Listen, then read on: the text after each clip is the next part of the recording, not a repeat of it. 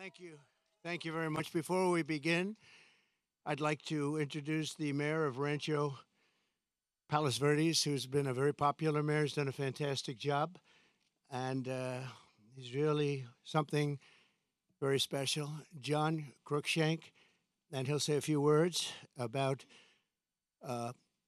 2 miles up the road. They're having some problems with slides into a thing called the Pacific Ocean, and a lot of people would like to hear about it and what the mayor's doing to get it remedied, and he'll take care of it. So, John, please.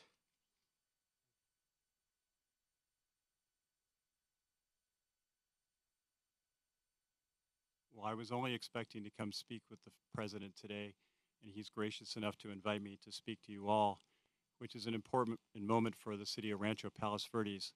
In 2002, the Trump Golf Course opened up here, and they've been a great business here in our community. As the president mentioned, our city has been having a lot of issues with a landslide that's less than a mile from here. We have about 600 homes, several thousand residents that have been affected. They've lost power, gas, and it's been moving at an unprecedented rate for the last couple of years because of the rain. We believe we can solve the problem, but we really need the assistance of the state of California and the federal government. We have solutions out there for that, but the problem is bigger than the city of Rancho Palos Verdes, and so it's important that we get the attention and the help of the people of California and of the federal government.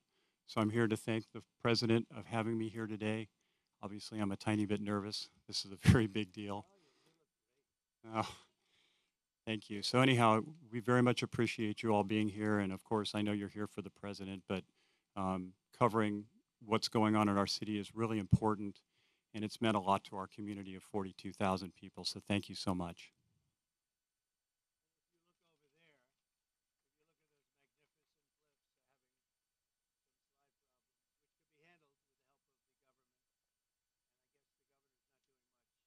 Because he doesn't do too much. But you have a lot of people living over there. And I think John would like to see the help of the state government and the federal government. And so far, they're missing in action. Okay? Thank you. Thank you very much, Jim. Appreciate it. This is Trump National Los Angeles, and it's been a tremendous success for a long time. I guess Lily would be 18 or 19 years, I think, right? And I built it. And I have a little bit of a motto, but we never have to advertise because it's always loaded up with golfers, very good golfers. It's a world championship course. It fronts on the Pacific Ocean, as you can see. It actually fronts, very few courses front on the Pacific Ocean. There's Pebble Beach and there's some others, but I always say I have the ocean, Pebble Beach has the bay. The ocean's better than the bay. And this course is one of the best courses anywhere in the world, and it's done really well, and we've had a lot of fun with it, so it's been great. It's a major property, as you can imagine. We do also lots of weddings and lots of events, and in the ballroom right behind you.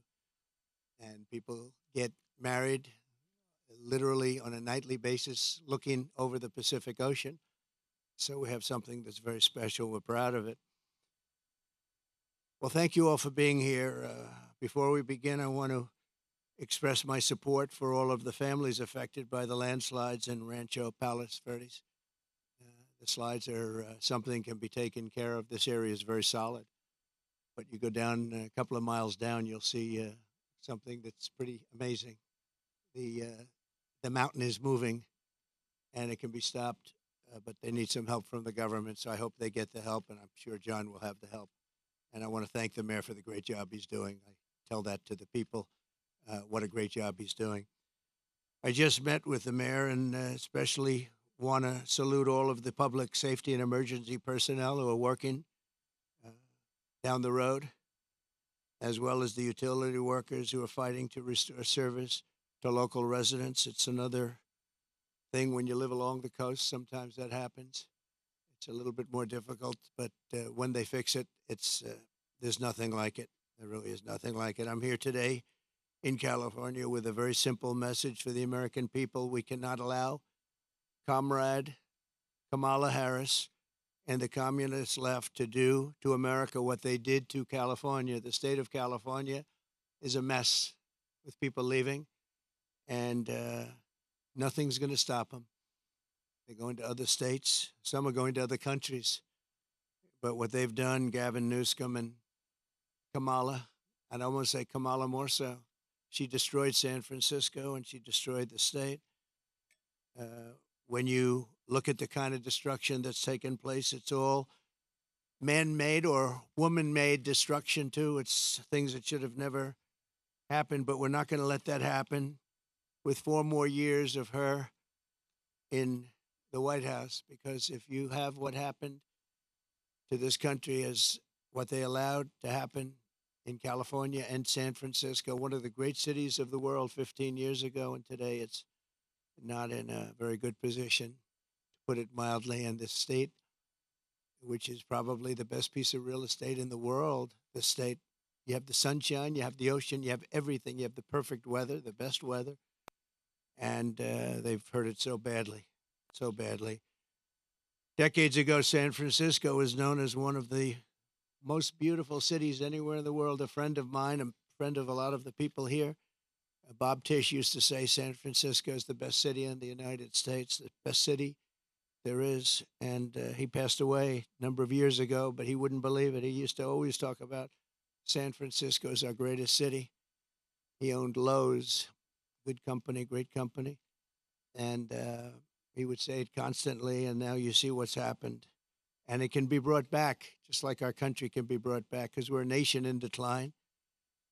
The decline of this whole state is one of the sad chapters in what's gone on with the radical left lunatics that we have to put up with. As the San Francisco district attorney, Kamala was the godmother of sanctuary cities. She was right out there at the forefront, and also the movement of defunding the police. She was there right at the beginning. She boasted, quote, "We are a sanctuary city and we always will be." Well, they're sanctuary cities of crime. One of the people that Kamala gave sanctuary city to and put in as DA was Edwin Ramos, an illegal alien MS-13 gang member who savagely murdered a father and his 2 sons after mistaking them for members of a rival gang. She knew this, and she came to his defense. He had previously been arrested for robbing a pregnant woman and killing many, they say. Kamala refused to get him out of our country, and he went on to do very significant damage. She also gave sanctuary to illegal alien Ronnie Aguilera, who murdered a 14-year-old boy, nearly decapitating him with a sword. He enjoyed watching this take place with a sword by his hand.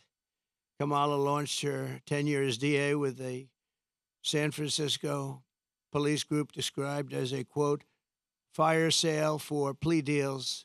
They made plea deals. The only one they don't make a plea deal with is Trump. They go after their political opponent, especially when they haven't done anything wrong. You saw more charges were dropped yesterday in Atlanta, Georgia. It's all politically inspired. It's all against their political opponent. We won the case in the big case. They said the big case, the big case. I've completely won that case. The documents case in Florida. Case was thrown out with deranged Jack Smith, deranged prosecutor, that if he devoted his efforts to violent crime and to the border, which they should have, would be in a lot better position as a country. In one sweetheart deal, Kamala gave only 12 years to a monster known as David Taylor, who got high on crack and murdered a 65-year-old mother with a hammer and a pair of scissors. He wanted to come out, and she wanted to get him out as quickly as possible. In another plea deal, she gave only 6 years to a man who killed a disabled veteran with a knife and then left his body to rot in a bathtub.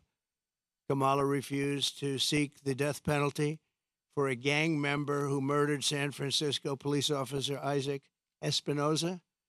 during a traffic stop, very innocent traffic stop.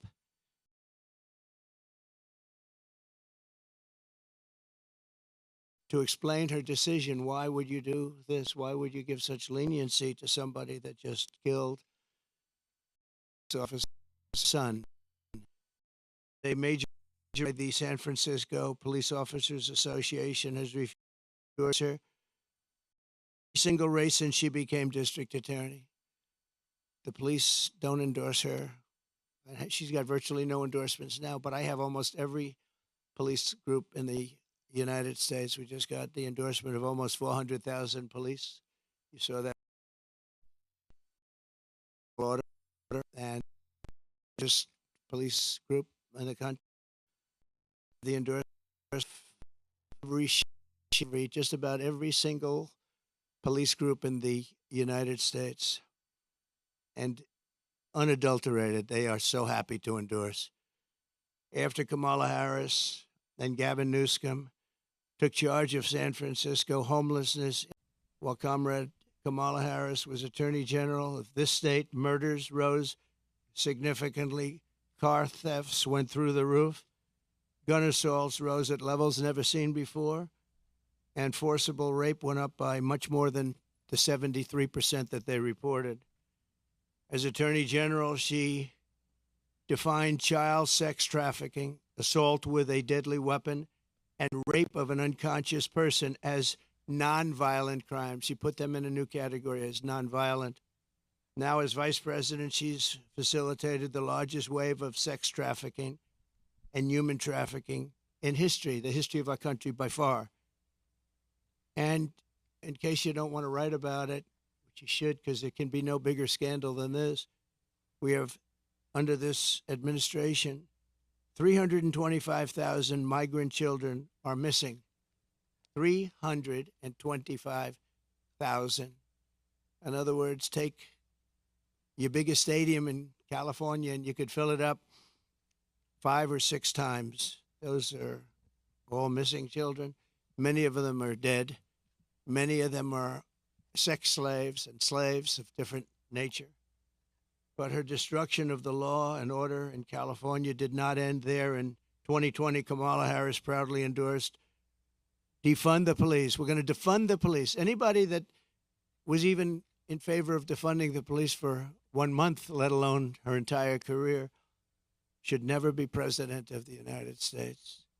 She supported a plan to cut the LA Police Department by at least $150 million and ideally more. This is when your crime in LA was reaching very significant heights. Today, it's at the highest level it's ever been. Harris also endorsed the Marxist, Soros-backed prosecutor, George Gascon, to be district attorney of Los Angeles. And with Kamala's support, Gascon has unleashed hell upon the residents of Los Angeles, absolute hell. Kamala supported Gascon's decision to stop prosecuting criminals for trespassing, disturbing the peace, making criminal threats, loitering to commit prostitution, and resisting arrest. And these are some of the best areas in your state. They were left alone. They were protected by him, actually protected by him. They've been trying to get him out for a long time, but she helped. And this is where she's coming from as president. This is where she's coming from. This is why all of her policies changed. She was anti-fracking. She was anti-everything. And all of a sudden, she changed. Even the first question she was given at the debate gave one of the dumbest answers. They were asking about pricing and would you be better off today or 4 years ago? Prices have gone up at numbers that nobody's ever seen before. And just the concept of being better off, she didn't give the answer. She talked about when she grew up, nobody knew what the hell she was talking about. And based on the polls, it didn't work because Rasmussen, as you probably saw, just came out and they just lifted me up by 6 points for president, which is one of the biggest increases they've ever had in one little short period of time of a couple of days, up 6 points. And I thought the debate was great. I thought I did very well, but I was fighting 3 people. I was fighting the crazy left radical lunatics at ABC, I think considered the worst, by me, considered the worst broadcaster out there. George Slopadopoulos, that whole group, they're bad. And I lost a lot of respect for David Muir. He came at me with things, and we'll go over it in a second, but I was right about the crime stats going way up. The fact is the FBI didn't report them, and we're able to keep the stats essentially flat. But the new numbers came in. I guess somebody in government likes me because the new numbers were just released, and you'll see the kind of numbers that we're talking about went not only up, but up at record levels like nobody's seen before when everything was included. And thanks to Kamala, since 2020, crime and drug overdose deaths here have skyrocketed by 40, 50, and 60%, and murder has reached an all-time high. We don't want this for our country. That's why I'm doing this. I don't like doing this, other than I know you all have the nicest view you're going to ever have. But somebody's got to explain this one. There's a radical left, Marxist, communist, fascist. As border czar, she then launched a colossal invasion of California's southern border. Just yesterday, the Wall Street Journal reported that a Venezuelan gang is expanding its deadly reach in the United States. First sentence of the story begins, U.S. law enforcement officials have watched with alarm the spread of a Venezuelan gang known for dismembering people. Dismembering people, right? Dismembering people.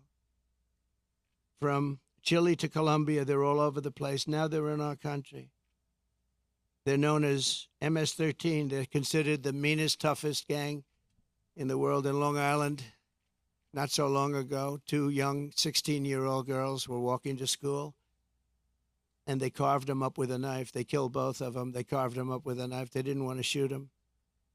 And we got them out. I got them out so fast, and we did a big number. And I wanted to thank ICE while I'm at it, because ICE has been unbelievable. Border Patrol has been unbelievable. And she wants to get rid of ICE. She wants to dismember ICE. She wants to take them out. And if you didn't have ICE, you'd have a problem in this country. ICE would go in. I remember in Long Island with us, they had a gang that was brutal, MS-13 gang. They came out of prisons from different places. And they formed, for whatever reason, Long Island seems to be a place. And I'll never forget the scene of ICE going into a rat's nest, they call them, when you have a lot of them together, rat's nest. And they walked into that nest, and you just saw arms and fists and feet. Everybody was flying. And 3 minutes later, he saw it. 3 minutes later, they walked out with these guys, dragging them out by their feet and throwing them into paddy wagons and bringing them into jails. And then we got them out of the country and moved them back to where they came from, which Obama was unable to do when he was president. Obama was unable to do because the countries wouldn't participate. They wouldn't allow him back. But I called those countries, three of them. Guatemala, take a look. Mexico, too, to a large extent. And I think probably the worst of all, we had four countries. Colombia was rough. We had four in South America. But the South America is no longer the problem. We have bigger problems elsewhere. Guatemala, a lot of problems in Guatemala. A lot of bad people coming out. We called, I said, let me speak to the president. I told him, you're not getting any more foreign aid. I got $750 million a year. I said, no more foreign aid. Why? Because you send people over in caravans and you won't take them back, and they're criminals, and we don't want them in this country. And you wouldn't take them back with Obama. They would put planes on the runways, big planes on the runways, so you couldn't land the planes loaded up with prisoners. And I said, that's okay. You can keep doing it. We're not paying you 10 cents. And they called me back 20 minutes later, one of them the next day, three countries. And they said we would be honored to take MS-13 back. We like them very much. We're wonderful people. And we got them out by the thousands and thousands. We got them out. And that I attribute to ICE and Border Patrol. They're incredible people. Not only is Comrade Howard, I mean, if you take a look at this, but not only is Comrade Kamala allowing illegal aliens to stampede across our border, But then it was announced about a year ago that they're actually flying them in. Nobody knew that. They were secretly flying in hundreds of thousands of people. Some of the worst murderers and terrorists you've ever seen. They were taking anybody that wanted to come in, and they're flying them in. So when they tell you about their borders a little bit better than it used to be, they only did that for election reasons. Not good, but it's a little bit better. But they don't tell you that the flights are still coming in here, bringing in thousands and thousands of illegal aliens, and they're being dropped into the midsection of our country because all states are really border states right now. And I'm the border president. I solved it in 2016, probably got elected because of that in 2016. And really, there was nothing to do in 2020. I said to my people, I want to talk about the border, what a job I did. They said, sir, nobody cares you did it. It was good. We went from a terrible border to a great border very quickly. I did a great job. And then I come in and I look at what's happening now, and the only difference is that the border in 2016 was 1/20th what it is now. We have the worst border in the history of the world. There's never been a border like this. And I want to be the border president, and I hope you call me the border president because I'm going to show you what a border security job we can do, and we're going to do a job like never has been done before. There's never been a border like this. I believe the real number is 21 million people are here, and many are thugs, criminals. And remember this, if you go to South America and if you go to these countries that have taken their prisoners out of their jails to empty their jails and dumped them into the United States like we're a dumping ground, you're going to see their crime rates have gone down by 50, 60, 70, and 80%. If you look at Caracas, Venezuela, they took their criminals and drug dealers and rapists off the street and they dumped them into the United States of America. Dumping ground, they call it. We're a dumping ground for Venezuela because we have stupid people running our country. And you think Biden's bad? This one's going to be worse than Biden. Over the past 3.5 years, Kamala has resettled 500,000 illegal migrants from Haiti into American communities, including over 200,000 who Kamala has illegally flown into the United States by airplane when they couldn't get through the border because the border guards backed up. They were refusing to let them in. They don't want it. They love this country. They're saying, you can't do this to our country. They flew them in right over the top of the border guards, and they're doing it right now. They're doing it right now. In Springfield, Ohio, 20,000 illegal Haitian migrants have descended upon a town of 58,000 people, destroying their way of life. They've destroyed the place. And people don't like to talk about it because even the town doesn't like to talk about it because it sounds so bad for the town. They live there. They're proud. They love the town. For years, it was a great place, safe, nice. Now they have 20,000, and I actually heard today it's 32,000. It's the new number. Illegal aliens are now coming in from all over the world, from prisons, jails, mental institutions. They're coming in at levels that we've never seen before. We cannot let this happen to our country. And I will be your border president, and I hope you call me a border president. I never thought I'd have to say that again because we fixed the border, and now it was 100% beautiful. And that includes fentanyl and drugs and everything else. We had it fixed, and now nobody's ever seen anything like it. And I guess they want to do it because we built hundreds of miles of wall, and we had hundreds of miles, I said, after we completed, much more than I said I was going to complete. And it had a huge impact. But after I completed it, we had all of this wall to be put up. It could have been put up in 200 miles, could have been put up in 3 weeks, would have been totally sealed and much larger than I originally said, but it worked so well. We were doing so well. And not only didn't they put it up, they sold much of it for 5 cents on the dollar. Very expensive wall, has wires inside of it for technology. Hardened steel, hardened concrete, and rebar. They wanted all three. I did it as per the Border Patrol. I disagreed with the look. They said, sir, this is the only way. We had to put a anti-climb panel on top. The panel on top is an anti-climb panel. I said, I don't like the way it looks. They say, I know, but it stops people from climbing. I said, all right, we'll do it the way you want. A president has a duty to keep you safe. Kamala will turn America into a poor, violent, third world refugee camp. It already sort of is.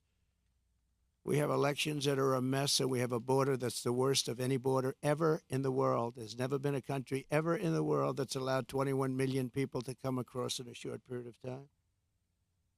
And children and the children of American citizens are at the mercy of barbaric criminals. You take a look at what's happening in Colorado. The governor's afraid to even talk about it. The governor, he's a Democrat. Colorado, I hope you're going to vote for Trump because you're being stampeded by your own politicians. The governor can't talk about it because he can't go against the policies of these lunatics that want all these people to come into our country without knowing who they are. We don't even know where they come from. As of last week, I was told by Tom Homan, we had 168 countries represented over the last 12 months. In other words, people came in illegally from 168 different countries. Most people don't know there's that many countries. There's more than that in the world. We'll know them all pretty soon, I'm sure. In breaking news yesterday, the premier statistical agency at the Justice Department, you remember where David Muir tried to correct me when I said that crime is rampant like never before. He said, oh, no. He said, crime is going down. I said, where are you coming from? And, you know, you wouldn't have to need a Bureau of Justice statistics to know that crime is worse than it's ever been. And I guess they probably watched the debate and they heard this foolish man, this foolish fool, make that statement to me that, no, crime is coming down. The FBI said it was coming down. The FBI defrauded everybody because what they did is they used statistics not including some of the worst areas and some of the worst cities. So the real numbers are from the Bureau of Justice Statistics, and they just released it. So I think they probably like me because they wanted to defend me from people that are not smart, from a guy who has good hair, but not as good as it was 5 years ago, to be honest. And they just released brand new numbers, just out last night, late, showing that since 2020, so this guy, David Muir, was correcting me, the FBI. Now, the FBI defrauded, just like they defrauded on the jobs, 118,000 jobs that didn't exist. The FBI, in this case, defrauded. So violent crime, just out, nationwide is up 40%. Rape is up 42%. Car theft is up 42%. Aggravated assaults are up 55%. And violent attacks on strangers are up much more than 61%. So those are your numbers. See, those are the numbers. Now, I think he corrected me 11 times. Of the 11 times, I don't think he had the right to correct me at all. Didn't correct her once. Like on Project 2025, I have no idea about, it had nothing to do with me. He didn't correct her. He knew that. Charlottesville, nothing was done wrong. All you had to do is read my statement one more sentence, and you would have seen that. Sean Hannity, Laura Ingraham, Jesse, all of them, Greg Gutfeld, they all took that and they corrected it many times, but they keep coming with the same lies. I'm going to save Social Security, and I'm going to make it good, and we're not going to raise the age, just as I did for 4 years when many Democrats wanted me to do something about it. And she'll go around saying, oh, Trump is going to do bad things to Social Security. No, she's going to do, because she's putting these illegal immigrants onto Social Security, onto Medicare, and she's going to destroy those programs, and the people are going to have to pay. But I'm going to save them. But David Muir said exactly, I quote, President Trump, as you know, this is after I made the statement that crime is at record numbers. President Trump, as you know, the FBI says overall violent crime is coming down in this country. Now, anybody that says it's coming down, when you look at all of the migrant crime and all of the other crime, and this doesn't even include most of the migrant crime. So it's up 55, 65, 75, and 85. In one category is up 89%. And these numbers have just been released by the government. I appreciate the person that released them. I think he came to my defense, actually. But the people understand it. In fact, he was wrong. The FBI totally fudged the numbers. And I really believe it's actually a fraud what the FBI did. It's a fraud. And it was a fraud when the administration, I call it the Kamala, because I don't even know who our president is anymore. Where is this guy? They took it away. This was an overthrow of the president of the United States. This was a coup. You got 14, think of it. You got 14 million votes. You got no votes. She was the first one that lost, and now I'm running against her. They went in. I was 19 points up in the poll. I saw their poll. They went up after the debate with Biden. I have debates with everybody. But the first debate, we had two debates. We didn't have one. First, I had Biden, and he was 19 to 21 down. And they went, that's when they went, and they said, you can't win, you're going to get out. And he said, no, I'm not going to get out, which was his right to say. They said, well, if you don't get out, we're going to execute the 25th Amendment. And he said, like I said, I'm going to get out. And he hates her beyond I think he hates her probably almost as much as he hates me. I think he still hates me a little bit more. But he hates her. He hates her. He hates what she did. And, you know, when they talk about democracy, well, that's not democracy. He had 14 million votes. She had none. And she was the first one out of the 22 people or so that ran as a Democrat. She never made it to Iowa, first state. She never made it to Iowa. She was the first one out, and now she's running. So you tell me how that works. They wanted to be politically correct, that's all. But we're not going to let her destroy our country. In fact, the David Muir character, he's lost so much respect. Everyone's talking about him. He's a joke. And ABC News is a joke, too. But most of the fake news is pretty much of a joke. He said that the FBI, and he didn't know this, I guess, at the time. He probably did. But the numbers and the cities that weren't included in those numbers were Chicago, Los Angeles, San Francisco, Oakland, New Orleans, and many others of similar crime numbers. In other words, so they didn't include the worst crime numbers in the country. Look at those numbers. Chicago's not included. Los Angeles not included. So they could say the numbers are flat, but they didn't include the big boys. And that's a fraud on the public. And as I said, it was a fraud also, just like with so it's 818,000 jobs that they said existed that didn't exist. And they thought they could hold the number off until after the election, anytime after November 5th, but that didn't work out because they had a whistleblower that released the numbers. And then you have Kamala's claim that she worked at McDonald's. She never worked at McDonald's. It's a lie. They went in, they investigated it, and the fake news won't report that. They won't report it. The only one that reported it was Fox, but the fake news won't. She never worked at McDonald's. She said she stood over those French fries when they were being fried, and it was so tough work. She never worked there. She's a liar. She's a liar. But the fake news ought to report she's a liar, because that sounds like a little thing, but it's a big thing, because it tells you they lie. They lie about everything. They lie about statements on the military. Nobody loves the military more than me. She got up today. She said things that were just lies. She's just made up. What's bad for Trump? Oh, this would be, say something bad about the military. Oh, he said bad about the military. Just like McDonald's, a total lie. That's the way they do it. Her VP choice, I think, will go down as a catastrophic choice. Now, maybe I'll be wrong. I'll let you know on November 6th. But I can't believe that guy is an asset. They had other people that would have been. Comrade Kamala Harris and the communist left have also destroyed the economy and the quality of life all across this state and all across our country. As vice president, what she's done to our country is not even thinkable. California has the highest inflation, the highest taxes, the highest gas prices, the most illegal aliens, the most regulations, the most expensive utilities, and it ranks as the third worst state to start a business. It also has the most people leaving it. I love this place. Look at this. I own this. No partners, no mortgage, no nothing. I own it. And I'm talking so badly about the state. It hurts me to do it.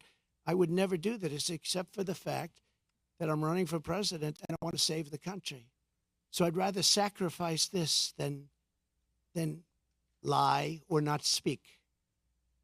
But think of it, I'm knocking the hell out of the state of California. I'm saying how bad she was and what a bad job she's done.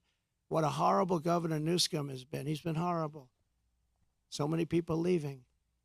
And I'm hurting my own property. And that cost me lots of money. But it's okay because this is unimportant compared to saving the United States of America. So I do it for that reason. But those are the numbers, what Kamala Harris's policies will do to America. The cost of living here is nearly 40% higher than the national average. And the cost of housing is 97% higher. And the national average is through the roof. And it all took place in the last 3.5 years because I had no inflation, essentially no inflation. And it stayed that way for 2 years. So it wasn't like, oh, gee, it was ready to pop. No, we had it done. We had it down to a science. We had no inflation, 1.4%, which is perfect. That's better than no. That's a perfect number. If you go to the economist, they said, because you want a little bit, but you don't want much. It's a perfect number. It was perfect. The country was perfect. We were drilling. We were taking it out. Now we're buying our oil from Venezuela. It's not even believed. It's interesting. They give him billions of dollars now, Maduro, the dictator. I call him the owner of Venezuela.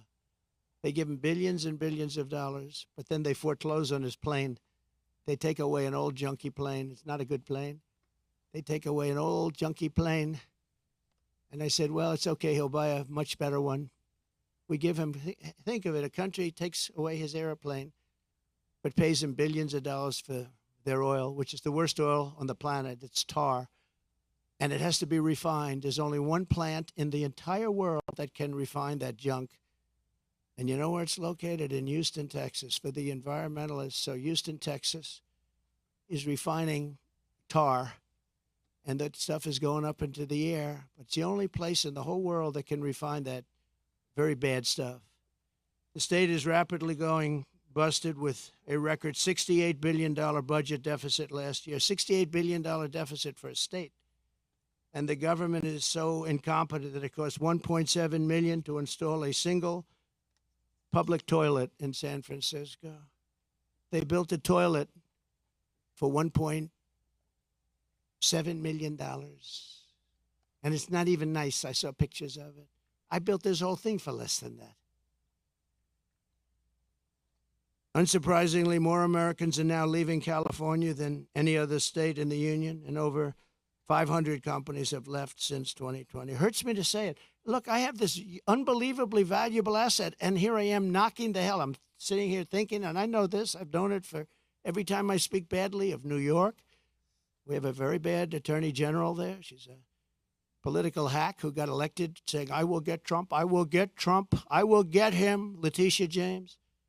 And they had a phony case where they value a house that's worth $1 billion to $1.5 billion at $18 million. The judge was corrupt. And she's corrupt, very corrupt person. It's a political hack.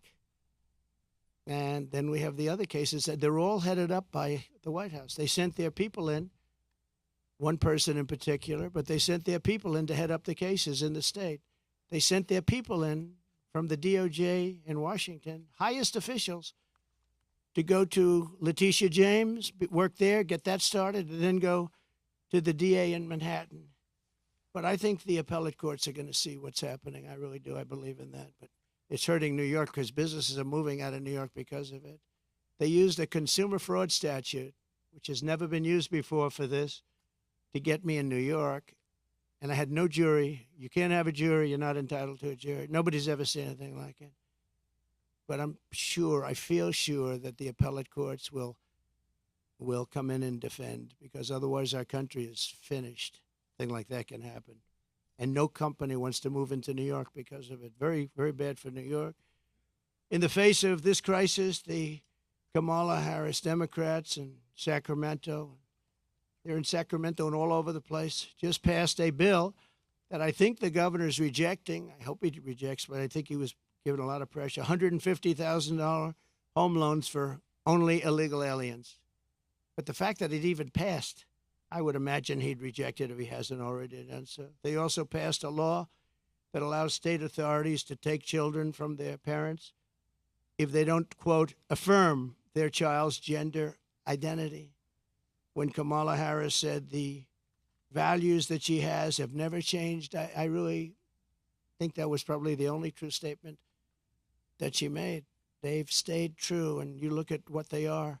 They're the same as what they were 5 years ago, 10 years ago. They want to confiscate your guns. They want to take your guns away. They're going to take your guns away if I'm not elected. Anybody that owns a gun, if you vote for them, you're crazy. Any Jewish person that votes for Kamala is crazy. She wouldn't go to see the Prime Minister of Israel in Congress. Think of that, because she had a sorority party, which she considered to be more important. It's a big deal when a Prime Minister comes to Congress and speaks, and she doesn't want to go because she's at a sorority party. But that wasn't really the reason. The really reason is that she hates Israel. And I say that Israel will not exist in 2 years from now if she's elected president. And she'll be very happy if that happened. Israel will not mark me down. You know, they have a hat, and I didn't put it. They say, you know, Trump was right about everything. I've been right about everything. So I end on that, and I just want to say that I'm going to hopefully be elected. Polls have gone way up since the debate. I'm going to be reelected and come in for a second time. We did, as I said, much better the second time than we did the first, but some bad things happened. But we're doing it now, and more importantly, I'm looking to the future. We're going to make our country bigger, better, greater than ever before. We're going to turn it around.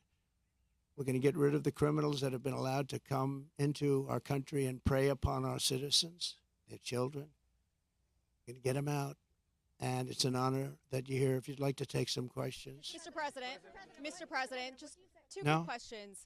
On the debate, first of all, I know you've said that you will not do another debate. Some of your own Republican allies have come out and said that you missed the mark, that you missed No, an no, no, excuse opportunity. me. Most of my Republican allies had said I was great in the debate. You're just like, Will you know, a lot of other will people you at really Fox. not do another debate? Well, why don't you say most 94% of the Republicans said I did phenomenally in the debate. Some said that I could have been tougher. I don't know how I could have been tougher when I said he's the worst president and she is the worst vice president in the history of our country. 94% of the Republicans, and the only one that wouldn't, maybe a Mitt Romney or somebody like that. But we've gotten great praise for the debate. And based on the polls, like Rasmussen being up 6 today, the first poll out, based on the polls, obviously, I did well in the debate. Also, based on the debate polls, where I sometimes had, in one case, 92% win. So, you know, look, you come from Fox. You shouldn't play the same game as everybody What would else. it take for you to Go do ahead. another debate? Go ahead. What would you say to your Republican colleagues or your allies who are concerned about your close relationship with Laura Loomer? Well, I don't know what they would say. Laura's been a supporter of mine, just like a lot of people are supporters, and she's been a supporter of mine. She speaks very positively of the campaign. I'm not sure why you asked that question, but Laura is a supporter. I don't control Laura. Laura has to say what she wants. She's a free spirit. Well, I don't know. I mean, look, I can't tell Laura what to do. Laura's a supporter. I have a lot of supporters. But I don't know what exactly you're She said referring the White to. House would smell like curry. That's okay. Yeah, please. I just don't know. Laura's a supporter. I don't know. She is a strong person. She's got strong opinions, and I don't know what she said, but that's not up to me. She's a supporter. Please. Okay, a lot of people do. It's a very big plane.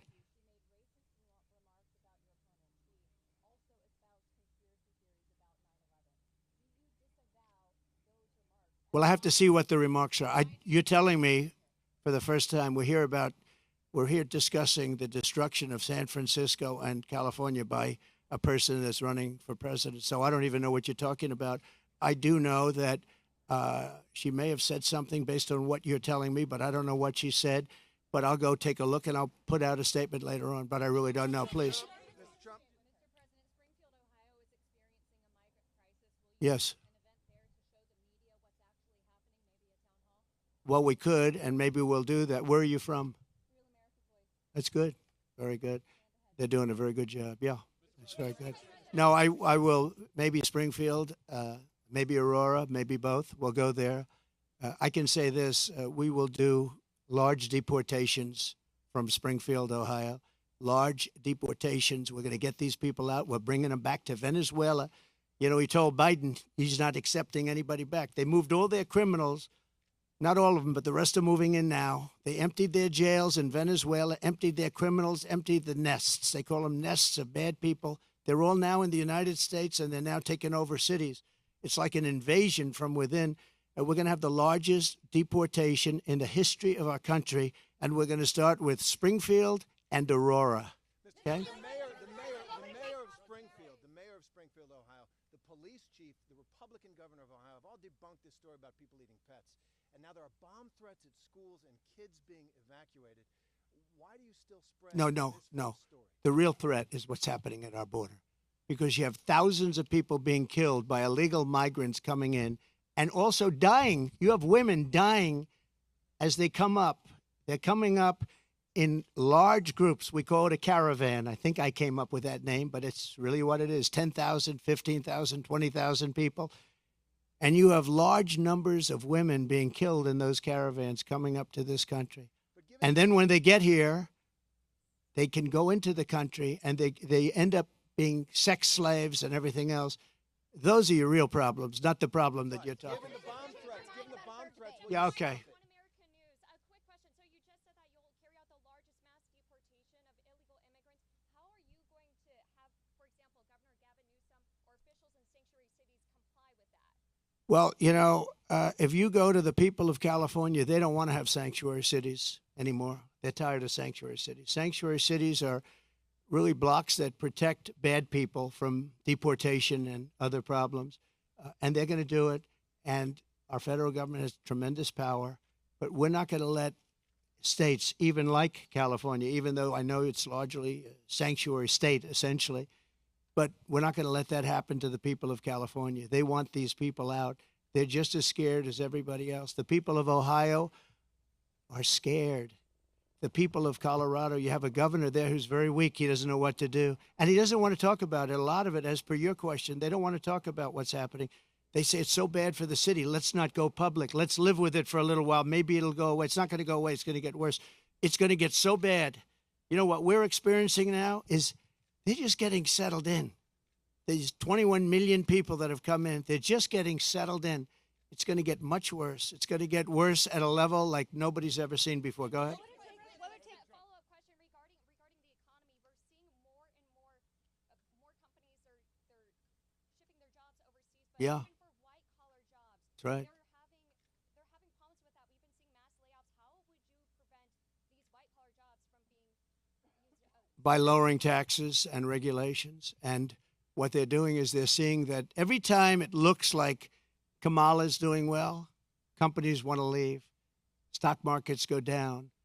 The stock market, there's a great gentleman, Scott Bessent, who is one of the top Wall Street people. He said the market's only up because they all think that Trump is going to get elected. We had a great stock market. Even with COVID, we ended up handing over a market that was higher than previous to COVID or the China virus coming in.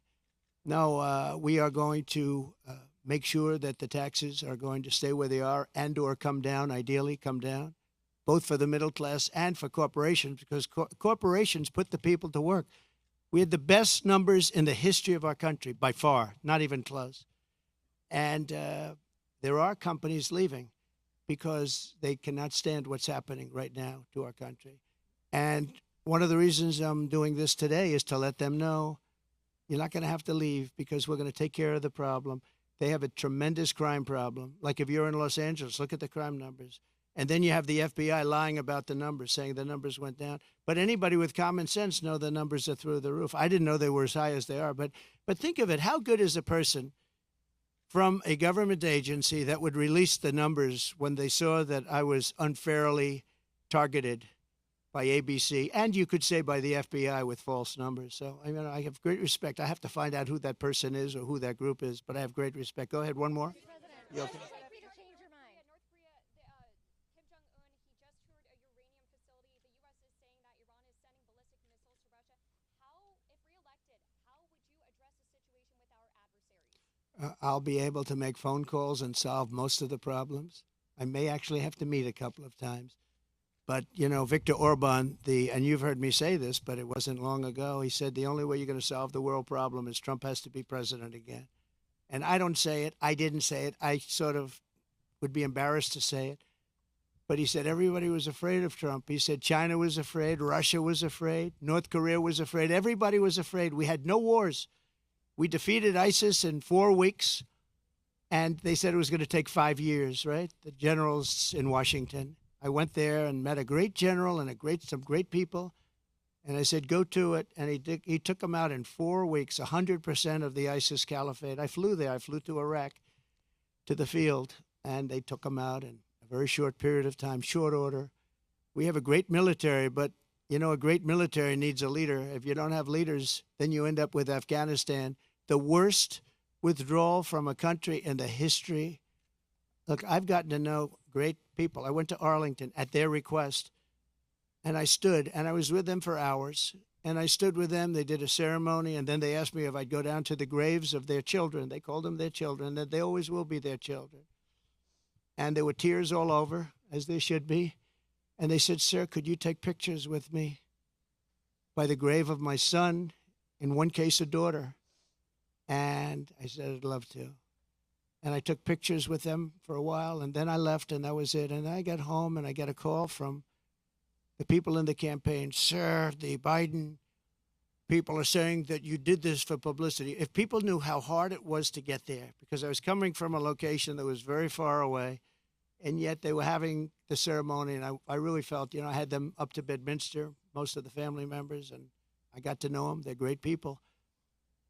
Their sons and daughter, just as though Kamala shot them with a pistol in her hand or his hand, they were killed by Biden and Kamala. They were killed. They should have never left from that airfield. They should have left for Bagram. We should have never given up Bagram. Bagram now is controlled by China. The reason we shouldn't have given it up was not because of Afghanistan. The reason we shouldn't have given it up, 1 hour away from where China makes its nuclear weapons, and I wasn't giving it up. We were getting out quickly and effectively. I'm the one that got the numbers down to less than 5,000 soldiers. But I would have never left unless they fulfilled their obligations under an agreement. I had a wonderful agreement, but the agreement said you have to do this, this, this. They didn't do 3 of the first 5 things, so therefore they would have done it. Abdul was the leader, and he wouldn't have done it, and he would have never done that to us. And just in finishing up with that, and I appreciate the question, actually, but in finishing up with that, for 18 months, spoke to Abdul over the phone. For 18 months, not one American soldier was shot or killed. Not one American soldier was even shot at. Abdul understood. Don't do it. I said, don't do it, Abdul. Don't do it. And for 18 months, not one soldier was even shot at. And that's the way it's supposed to be, right? And then they had that horrible situation with the 13 dead, leaving billions of dollars of equipment behind. And leaving a lot of Americans behind, a lot of Americans. And you know what else? Leaving a lot of soldiers badly wounded. Nobody ever talks about them, but I do. Mr. President, should the government shut down if the Speaker can't get the SAVE Act?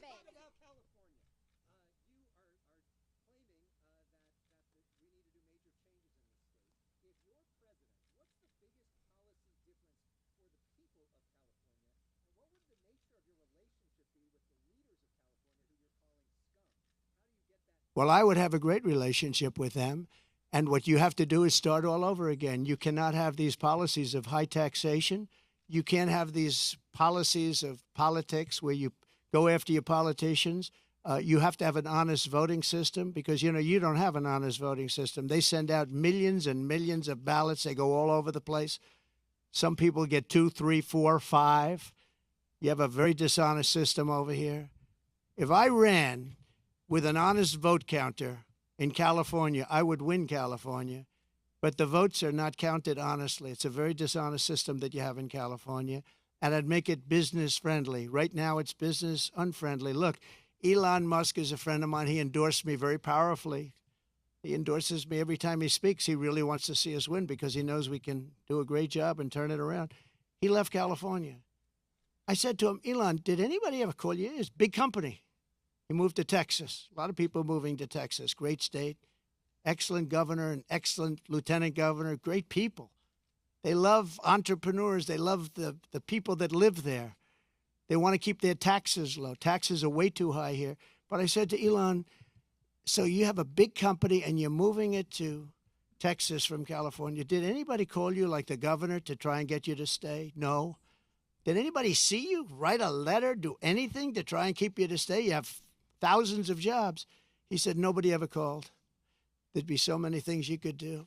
This would be the easiest place to turn around if they knew what to do. Look at it. I mean, look at the weather. We're standing out here on the Pacific Ocean in the most beautiful weather. A lot of states don't have weather like this. They don't have Pacific Oceans. So it's many things you could do, but you start with lowering taxes and making it friendly. But think of it, Elon Musk, a great guy, brilliant guy, big company, lots of jobs, leaving. Nobody even calls him to try and get him to stay. I would have been on him. I would have said, let's have lunch, let's have dinner, and then let's have breakfast the following morning, right? I would have tried to talk him out of it. Mr. President, should the government shut down? Yeah, go ahead, please.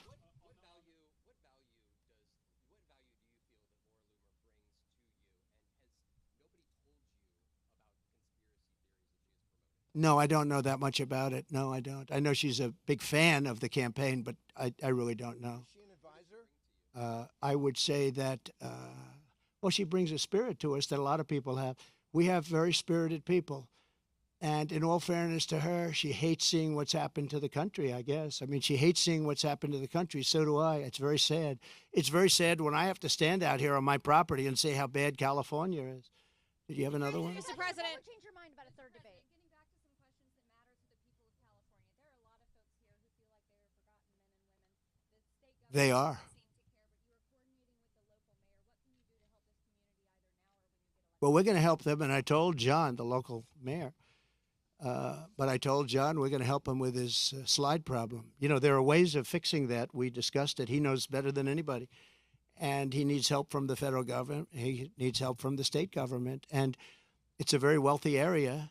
But you also have people living here that are elderly and have fixed incomes and have houses that are going to be, you know, shoved into the Pacific Ocean if something's not done. And he wants it taken care of. He's a great mayor. He wants it taken care of. He wants nothing for himself. He just wants to help these people. And John, I think you said you have about 600 houses on the site that's sliding. And he'd like to be able to save those houses for people, that some of which will never be able to have a house again. You know, it's pretty sad. Mr. President, should the government shut down? Should the government? Media shares are down about 75% from their peak in March. Your lockdown provision ends soon. Will you sell your shares? No, I'm not selling. No, I love it. I mean, I use it as a method of getting out my word. You know, when it opened, it went way high, but then the SEC gave us nothing but problems. We had to go through a long process with the SEC. But people think that I'm leaving. That's why they're down. Because if I leave, you know, it's different if I leave. But I'm not leaving. I love it. I think it's great. Mechanically, it works the best. And again, I'm friendly with Elon. And Elon would love me to come over to X. But I just, you know, I have close to 100 million people on X. I had 230 million people on X. And then they shut me down. And I said, I'm not going to let that happen again. You know that. I had hundreds of millions of people on X and Facebook and Instagram. I think more than anybody. Zuckerberg told me at the White House, he said, congratulations, you're number one on Facebook. This is a number of years ago. And then all of a sudden I went from being number one to having no voice. And after about 2 or 3 weeks, because I have a lot to say, I put out old-fashioned press statements, like a press statement. And they got really successful and they did very well. And then we built this platform. And the reason I built it is because I don't want to have my voice shut down. But a lot of people think that I'll sell my shares. You know, they're worth billions of dollars, but I don't want to sell my shares. I'm not going to sell my shares. I don't need money. And it is for me, it's a great voice. It's a great voice. And it's a voice, it works so well.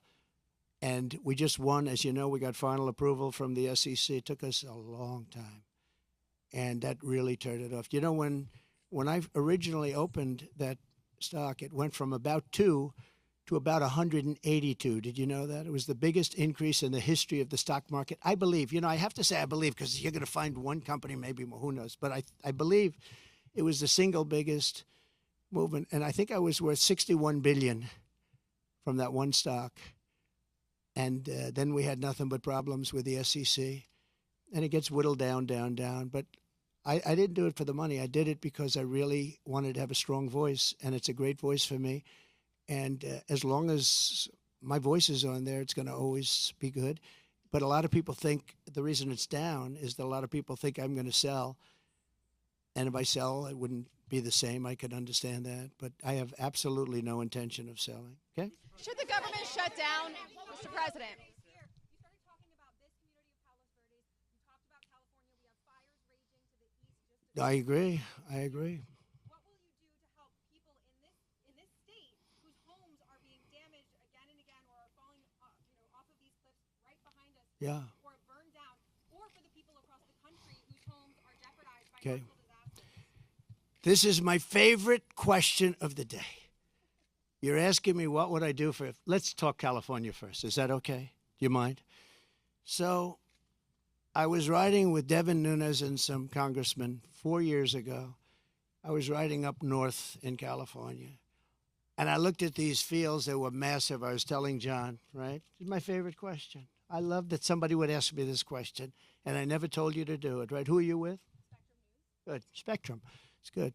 New, hot, right? It's hot. It's doing well. But that's because you ask good questions. So what happened, I'm saying why I look at this field, and it's massive. And in the middle of the field is a little spot of the most green, plush land you've ever seen. I said, and then I'd see another one. These little plots, like 1 and 2 acres, and you'd have 1,000 acres that's barren and dead and dark. And I said, what's the problem here? What is that green acreage? You know, the soil is unbelievably fertile, but they have no water. I said, so do you have a drought? No, we don't have a drought. We have the water is cut off upstate, up in the north. You know that? And the water, in order to protect a certain little tiny fish called a smelt, they send millions and millions of gallons of water out to the Pacific Ocean, way up north. Never even gets close to here.